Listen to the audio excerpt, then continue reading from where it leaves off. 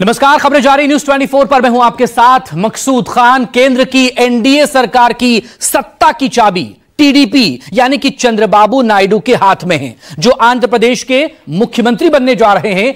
उन्होंने जोरदार तरीके से नरेंद्र मोदी की अगुवाई वाली एनडीए सरकार का समर्थन किया, लेकिन ट्विस्ट यहीं से शुरू होता है, क्योंकि चंद्रबाबू नायडू मुस्लिम आरक्षण के समर्थक हैं, जबकि प्रधानमंत्री नरेंद्र मोदी साफ कर चुके हैं कि उनके रहते धर्म के आधार पर मुसलमानों को आरक्षण नहीं दिया जा सकता।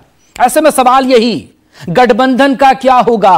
एनडीए किस रास्ते पर जाएगा? आखिर वो कौन सा रास्ता होगा जो टीडीपी और बीजेपी अख्तियार करेंगे ताकि आने वाले वक्त में कोई टकराव ना हो? क्योंकि केंद्र के साथ ही राज्य की सत्ता में भी दोनों सहयोगी हैं, लेकिन हालात अलग हैं। राज्य में टीडीपी प्रचंड बहुमत से सत्ता में पहुंची है, जबकि केंद्र की सरकार में बीजेपी के पास बहुमत का आंकड़ा नहीं है।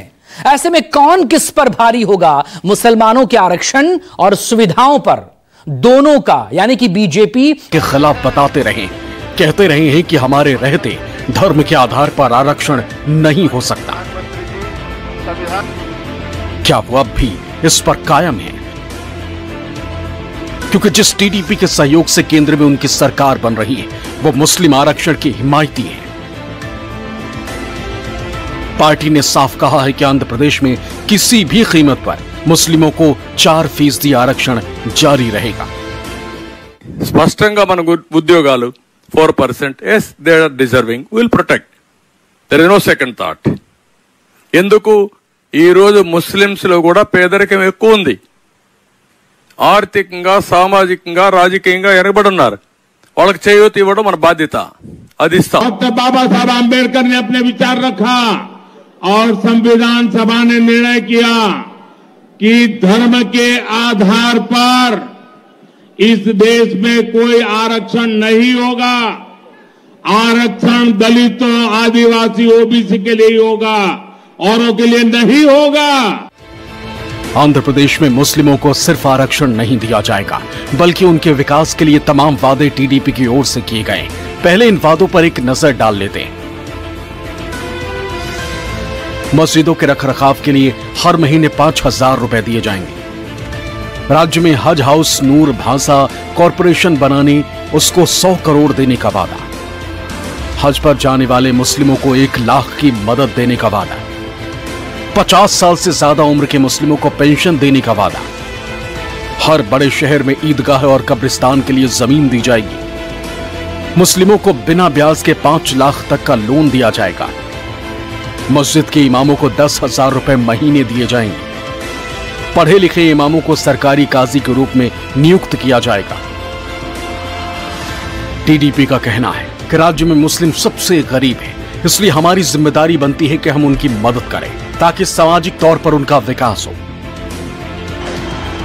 टीडीपी प्रमुख चंद्रबाबू नायडू ने इन वादों के साथ ये भी कहा कि हम मुस्लिम के लिए लागू पुरानी योजनाओं को फिर से शुरू करेंगे।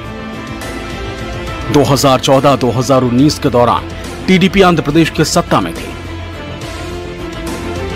उस दौरान पार्टी ने ईद को राज्य उत्सव का दर्जा दिया था। पार्टी का कहना था कि इससे मुस्लिम समाज मुख्य धारा में आया है। अब फिर से आंध्र प्रदेश में टीडीपी की सरकार बनने जा रही है, तो क्या वो फिर से ईद को राज्य उत्सव का दर्जा देगी?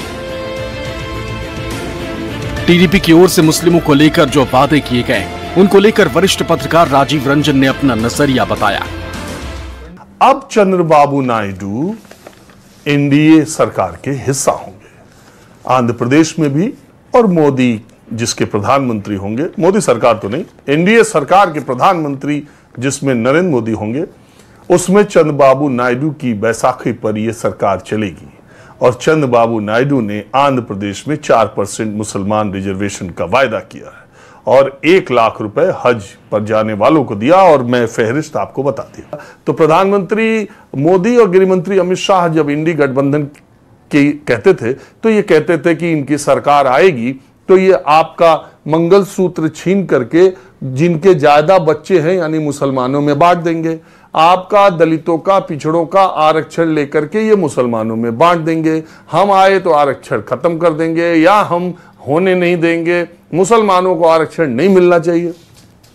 और वहीं पर चंद्रबाबू नायडू ने मैनिफेस्टो में आरक्षण वाली बात तो नहीं कही, लेकिन अपनी तमाम रैलियों और संवाददाता सम्मेलन, वो करते हैं संवाददाता सम्मेलन, वो पत्रकारों के सवालों का जवाब लेते हैं, तो उसमें उन्होंने ये बात कही कि हमारी सरकार बनी तो 4% मुसलमानों को आरक्षण देंगे। और जिस बात को लेकर के आपने इंडिया गठबंधन को कटघरे में खड़ा किया कि ये मुसलमानों का आरक्षण देंगे, वो आपके एनडीए गठबंधन के ही सबसे बड़ा धड़ा अगर एनडीए का है तो चंद्रबाबू नायडू का है। वही अगर आरक्षण देने का फैसला करते हैं तो फिर इस पर बीजेपी का रुख क्या होगा, उनसे समर्थन लेगी कि नहीं लेगी, और उन्हें एनडीए से बाहर का रास्ता दिखाएगी कि नहीं दिखाएगी, सरकार में शामिल होगी कि नहीं होगी, यह बड़ी देखने वाली दिलचस्प बात होगी। ये सब ऐसे सवाल हैं जो एनडीए खासकर भाजपा के लिए टेंशन की वजह बनेंगे,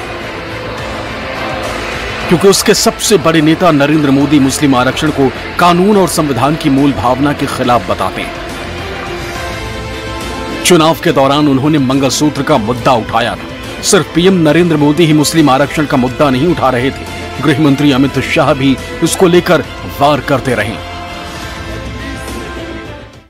दलितों का हक छीनने वा जाए, आदिवासियों का हक छीन रहे, ओबीसी का हक छीन रहे, और अपनी वोट बैंक को धर्म के आधार पर आरक्षण देने का खेल खेल रहे हैं। जब तक मोदी जिंदा है, मैं दलितों का आरक्षण, आदिवासियों का आरक्षण, ओबीसी का आरक्षण, मुसलमानों को धर्म के आधार पर नहीं देने दूंगा। बड़ी बात जो पूरे देश के लिए और विशेषकर एसटी, एससी, ओबीसी के लिए हानिकारक है, इन्होंने 4% मुस्लिम आरक्षण इंट्रोड्यूस किया है। ये 4% मुस्लिम आरक्षण सीधा एसटी, एससी, ओबीसी के आरक्षण पर, रिजर्वेशन पर डाका है। और हम ये निश्चित रूप से कहते हैं, जब भी भारतीय जनता पार्टी की सरकार आएगी, यहां से हम मुस्लिम आरक्षण को समाप्त कर देंगे। बीजेपी के स्टैंड को दरकिनार करते हुए टीडीपी नेता कह रहे हैं कि मुस्लिम आरक्षण लागू रहेगा, तो इसमें गलत क्या है? Muslim reservation will be continue in Andhra. Yes, we will continue. That there is no problem at all. मुस्लिमों के आरक्षण और सुविधाओं को लेकर जिस तरह के वादे टीडीपी की ओर से आंध्र प्रदेश में किए गए, उससे भाजपा का स्टैंड बिल्कुल अलग है। ऐसे में दोनों दलों के बीच इस मुद्दे पर टकराव होता है तो सरकार पर सवाल लाजमी हो जाएगा। मुस्लिम आरक्षण और सुविधाओं को लेकर जिस तरह से आंध्र प्रदेश में टीडीपी मुखर है, वो भाजपा के साथ टेंशन की मुख्य वजह बन सकती है। 12 जून को जब आंध्र प्रदेश में चंद्रबाबू नायडू के नेतृत्व में सरकार बनेगी, तो उस पर इन्हें लागू करने का दबाव होगा। मुस्लिम आरक्षण और सुविधाओं का जितने दिन बोतल में बंद रहेगा, उतना सब कुछ ठीक ठाक रहेगा। जिस दिन यह बाहर आ गया, उस दिन तेलुगु देशम पार्टी और बीजेपी के बीच में टकराव तय है। लेकिन सबसे बड़ा सवाल तो यही है कि वादा किया गया है, वो भी चुनावों में।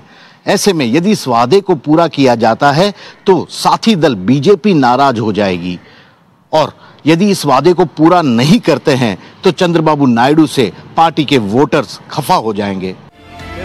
मुस्लिमों को आरक्षण से लेकर सुविधा देने तक का मुद्दा ऐसा है जो इस समय सुर्खियों में, और जब जब इन पर चर्चा होगी तो भाजपा और टीडीपी के स्टैंड का जिक्र जरूर होगा। प्रधानमंत्री लगातार मुस्लिम आरक्षण का विरोध करते रहे, और दूसरी ओर एन चंद्रबाबू नायडू इसको लेकर के आंध्रा में अपनी एक पहचान रखते हैं।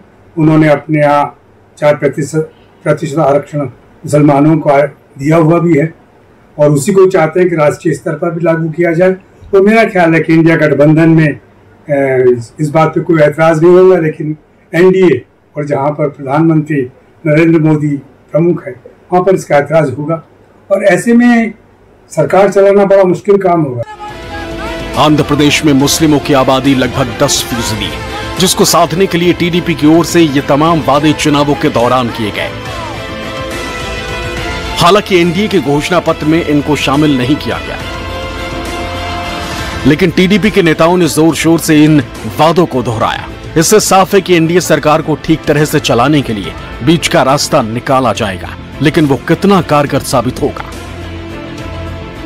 नीतीश चाहेंगे कि अपनी किस्म से बिहार का एक अलग मॉडल बने और उसके लिए जिस तरह का स्पेशल लाभ वो चाहते हैं, फेवर वो चाहते हैं, वो मेरा ख्याल है कि मिलना बड़ा मुश्किल है, क्योंकि बाकी जो एनडीए घटक दल हैं और वो लोग भी अपनी बात अगर इसी तरीके से करने लगे तो विवाद तो बढ़ेंगे।